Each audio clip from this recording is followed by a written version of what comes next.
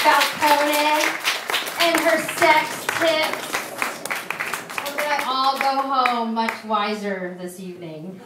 Thank God. Anyways, a friend of mine the other day said, you know, Marsha, it's not always all about you. And I'm like, really? It's not? Because I'm here on this stage. It is all about me. Anyways, do you know what the top 3 jobs are for narcissistic people, audience members? Teaching. No. Politician. Hello, Berlusconi. Number 2. Any other ideas? No. Priest. Thank you, Kissy. Oh, she got a tip on that one. And number 3, obviously, actors. Have any of you been to an acting workshop or an acting course? Yes. We have an acting coach right here. Let me tell you, there are some fucked up things going on in those classes.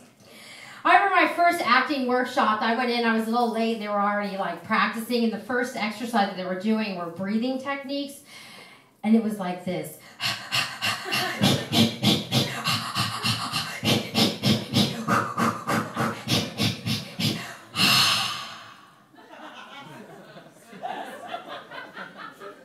Am I in a Lamaze class?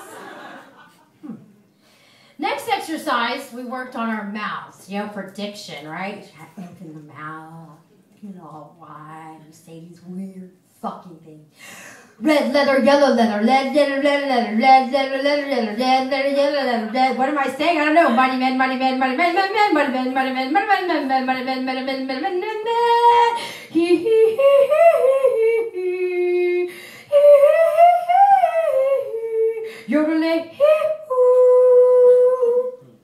Is this the school of the deaf? Then finally, you got to move into your body. Warming up the body. Start with the arm, the head, and the pelvic. And everything's moving all around. And then it gets all a little bit sexual. And then you're thinking, am I in an acting class? I am dry humping my partner here. Okay, I think I found my G-spot. Moving on, well, that was just the warm-up, and now we're going to get into the real acting. So the teacher says, I want everyone in this room. And I'm like, yes, we're going to start getting into character work. I'm so excited. He says, right, everyone get on the ground. This is kind of weird. I'm going to bring this back. Okay. Everyone's getting on the ground. He's like, I want everyone to roll around. Okay, rolling around. He's like, I want some sizzling to go on. Sizzling. I want to hear some sizzling like bacon. This is my first acting class, and I have to sizzle like bacon. And not only, I actually got critiqued at the end for saying, you weren't into character. I guess I don't know my pork product. Anyways. Acting, yeah. So, I like to thank God every day for my friends. Lots of friends of mine are in the audience. Hallelujah. I wouldn't have made it this far without you. The other days, I pray to God for patience to deal with some of them. Because everyone has one or all 3 of these friends. For example, the addict friend. Oh my God, I ate 10 kilos of peanuts, had cyber sex with 3 men and ran 15 kilometers. Oh my God. And you're like, I don't even know how to help you. Then there's the problem friend. When you see your phone and they're calling, you're like, fuck, here comes trouble. And they're calling going, oh my God, I'm held at a gunpoint. They want a ransom. Can you pay for my ransom? I just started my period. I don't know how to help you. I really don't. Well, what about that negative, bitter friend, right? Every time you're around them, you feel like your fucking soul has been stomped on because they're like, have this voice of doom and they're like, I hate my life. I've been single so long because I hate men. You know why I hate men? Because they just want to hold a stick it in.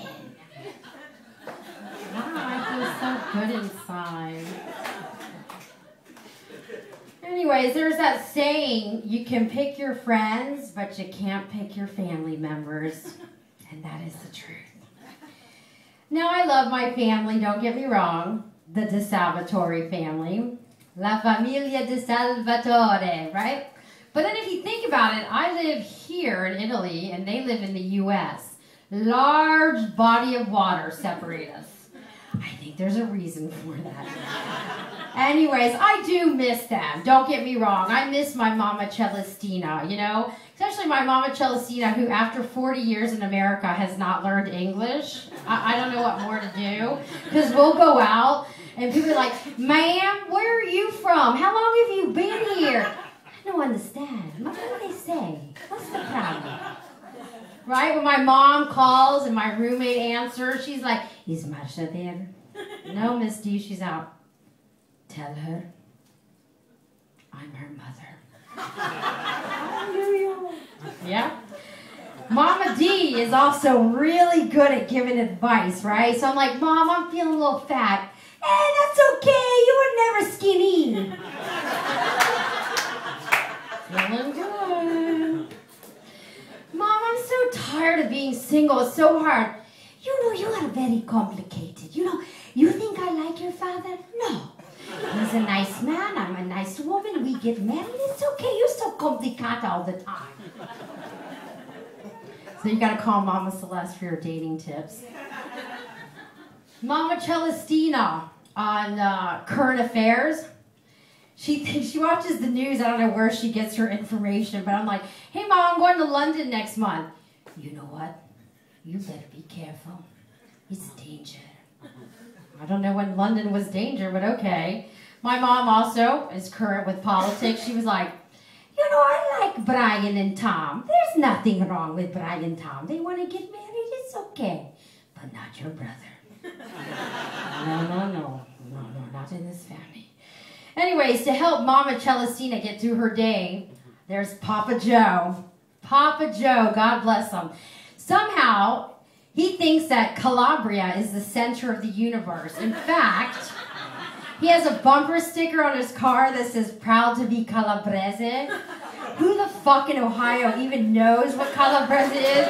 I don't know, but he knows. Anyway, so yes, Calabria is the huge cultural melting pot. He was like, you know how many important things come from Calabria? I bet you don't know. Peperoncino, l'anduja, and even nail polish. Everything comes from Calabria, you know? My dad also, when people ask him, they're like, I think I read about Calabria the other day. In where are you from? Oh, Cosenza. I like to call it Cosangeles. Anyway. Cosenza, I think I read in Cosenza that there was like a mafia shooting. Hey, no, exaggerate. No, there's no mafia in Calabria. It's all tranquilo. I'm like, Dad, did you just say your schoolmate was shot in the shooting in the bar the other week? And no, it's solo una volta, died. Proud to be Calabrese. My father's also very stubborn, right? So he doesn't like to be told what to do. He'll do the opposite. So he has a little stomach issue and a little bit irritable bowel syndrome. Not something you want to hear right now, but I won't go into detail. Anyways, so we would go for family dinner once a week. Me, my brother, my mom, we go to this diner. My mom's like, Joe, you know you better not eat that fish with the tartar sauce. That tartar sauce makes you very sick. Don't eat the tartar sauce. What does Joe do? He eats the fish with the tartar sauce, right? Everything's okay during dinner. We all pile up in the car. We're driving, proud to be Calabrese. Suddenly, Joe gets a little kick from the intestinal disorder.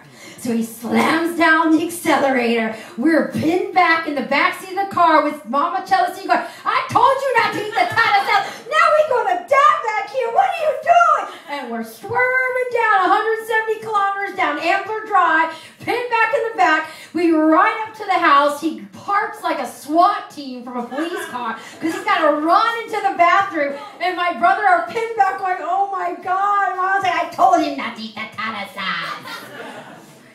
So we are. Don't eat tartar sauce. psychologically scarred from the tartar sauce, so he got into bodybuilding. So my brother went from being very slim, normal, to being a mountain of muscle, yeah? Really muscular, he's covered in tattoos, he's got a gold chain. Yeah, I know, I've just described Jersey Shore. And pretty much, he even actually said, and I quote, "What the fuck's wrong with that show? I think it's fucking cool." Gin, tan, and laundry. That's my brother. In fact, not only does he like to work out, he loves to use the word fuck in every way possible. Subject, verb, preposition, adjective, adverb. Like, "Hey, Marsha, what the fuck you doing? I fucking miss you, man. I need to fucking come to fucking Rome. I fucking love the fucking Italians. They know where it's at. You know what I'm saying? Fucking amazing." Wow, you should teach English. I bet he'll get hired. Fuck 101.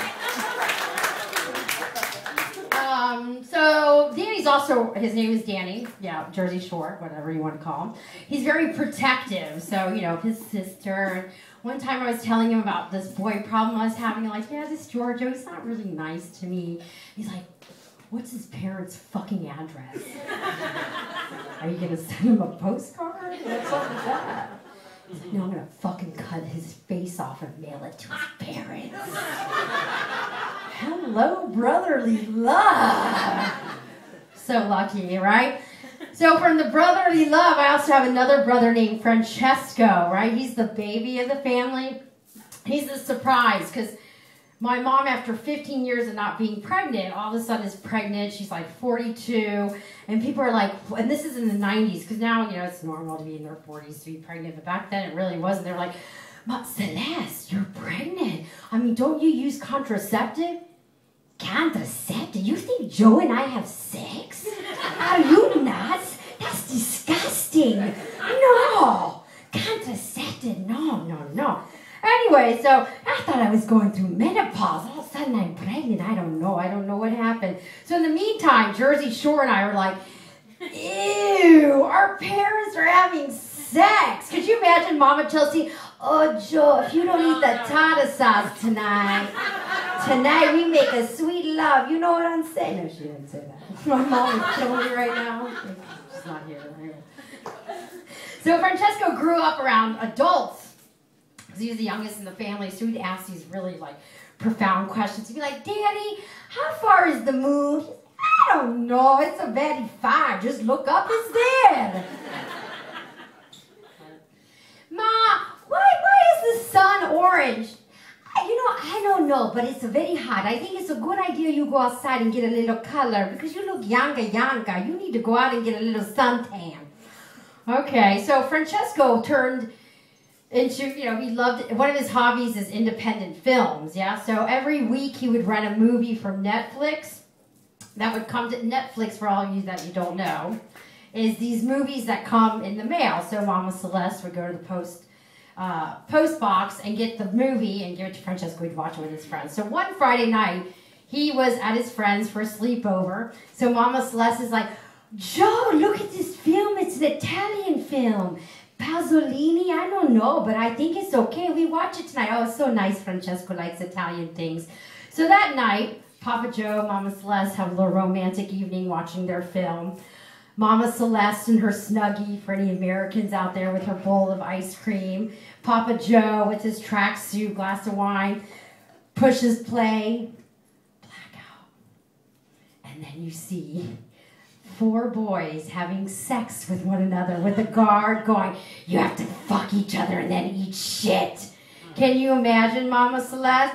Oh my God, oh my God. The film is Salo, just in case you want to rent that. But anyways, she was like, "Oh, Dio, que schifo, Joe, turn that off. Oh my God, what is it? This, oh no." And Joe was like, "Oh my God, this is disgusting. Maybe he's gay. Oh my God, oh no, Joe. This is Marsha's fault, because she thinks she's all autistic. Oh my God, oh my God." So there you go. My brother's addiction to Italian porn is because of me. So yes, my friend, who you know who you are, it is all about me.